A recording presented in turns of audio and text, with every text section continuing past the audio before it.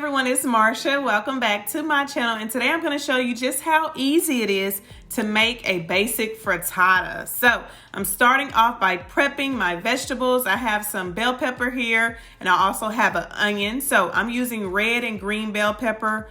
Feel free to use whichever vegetables you would like to use. You can use a different combination of bell peppers if you want to use yellow or orange, or switch it up and use just different vegetables all together. Mushrooms, asparagus, zucchini.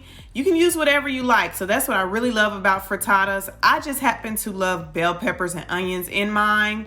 So once I have my bell peppers chopped up, I'm moving on to my onion. I'm only chopping up about a half of a yellow onion. And I'm also giving these vegetables just a rough chop. So I'm not doing it super fine. Just a rough chop is perfect.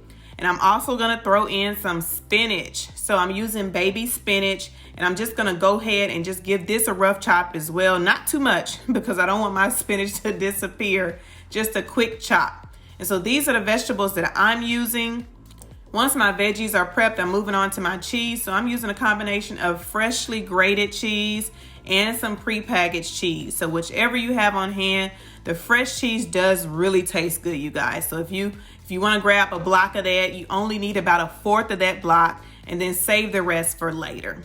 Next, I'm moving on to my eggs. So I'm going to be using 10 eggs. I have a large skillet. It's a large 12-inch cast iron skillet that I'm going to be using. If you have something smaller, then you probably want to use about 8 eggs. But you can use anywhere between 8 to 12 eggs in this recipe. Next, I'm going to season those eggs with a little bit of salt and pepper, and then I'm adding in some half and half. I would suggest using either half and half or heavy cream, maybe yogurt, but something with some fat in it, because you want this frittata to be really creamy. So mix that all together, and then it's time to move on to your skillet. So I have some avocado oil, and I'm just gonna add in a little bit of butter, and I'm gonna go ahead and saute these vegetables. So you wanna saute your vegetables first, just to let those vegetables get soft and cook down a bit. So I'm gonna let these saute for about 4 to 5 minutes. You can also add in some meat. So if you wanna use some cooked bacon or cooked sausage, just make sure you cook it first before you add your egg mixture in.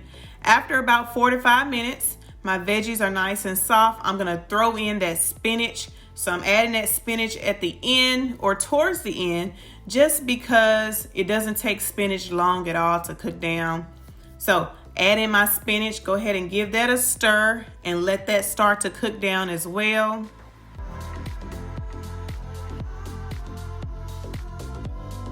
Next, I'm gonna season these vegetables with a little bit of salt and pepper.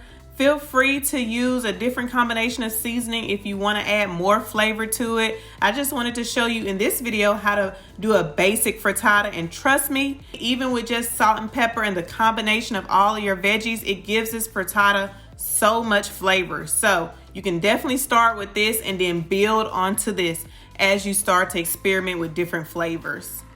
Next, I'm adding in my egg mixture. So I'm just gonna carefully pour that on top of all of those veggies.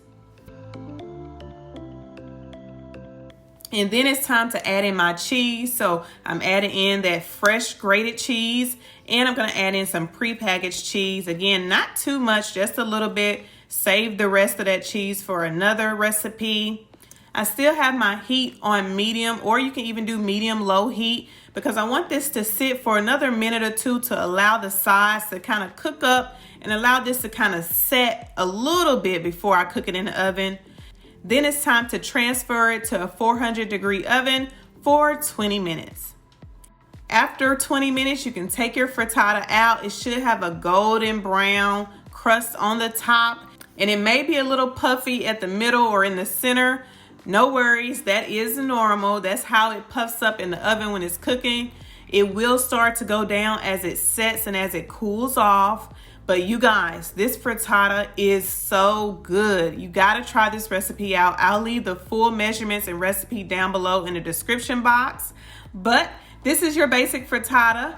Hope you enjoyed this video. If you did, please leave me a big thumbs up down below. And as always, if you haven't already subscribed to the channel, make sure you hit that subscribe button down below so you never miss when I upload a new video.